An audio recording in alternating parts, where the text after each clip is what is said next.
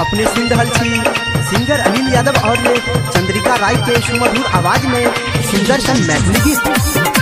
आप सुन रहे हैं बिट्टू मलंगिया एंटरटेनमेंट को। अभी आप सुन रहे हैं सुमन मलंगिया एंटरटेनमेंट के माध्यम से।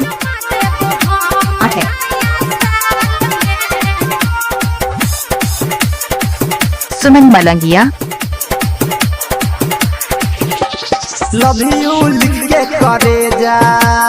अच्छा सच में? लव यू लिख के करे जा, रखने अच्छी और रुमाल में। लव यू लिख के करे जा, रखने अच्छी और रुमाल में। मिले तोड़ा चुमा देबो हम नया साल में।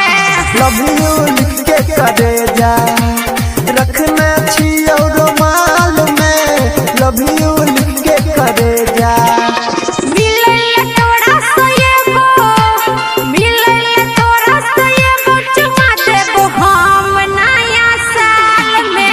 लव यू लिख के करे जा। जेएम म्यूजिक की प्रस्तुति। क्या नाम है आपका? डीजे सुमन मलंगिया मधुबनी। ललकाया पाचे से मिलैला ये बो, हाथ में हाथ धके खूबे बतिए बो। ललकाया पाचे से मिलला ये बो, हाथ में हाथ धके खूबे बतिए बो। तोरे ला रखने छियो हम गुलाब रे, दिल के बात बता देबो आज रे। सचो में जान हम तोड़ा घूमेबो, लजा के हॉल में सिनेमा देखेबो। लव यू लिख के करे जा, रखने छियो रुमाल में। मिले तोड़ा चुमा देबो हम नया साल में। लव यू लिख के करे जा। जेएम म्यूजिक की प्रस्तुति। डीजे सुमन मलंगिया मधुबनी। कहाँ घर है? खाए अजीपुर गांव मलंगिया मधुबनी।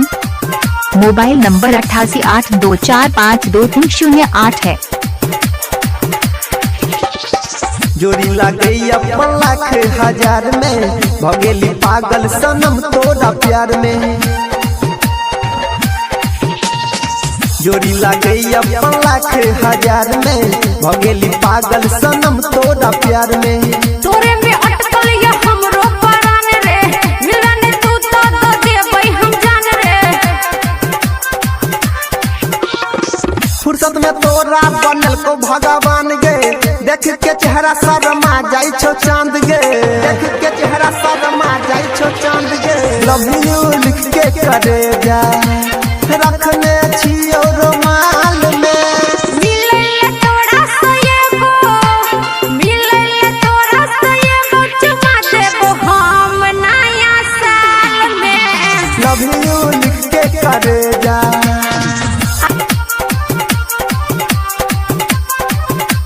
जेएम म्यूजिक की प्रस्तुति। सुमन मलंगिया। सुमन मलंगिया। तो हर मुस्कान गे, तोरे में अटकल राइटर पंकज के जान गे। जान मारे छो तो हर मुस्कान गे, तोरे में अटकल रंजित कमलेश के जान गे। तोरे ला धर कोई अनिल हमर दिल रे। डीजे सुमन मलंगिया मधुबनी। मोबाइल नंबर 8882452308 है।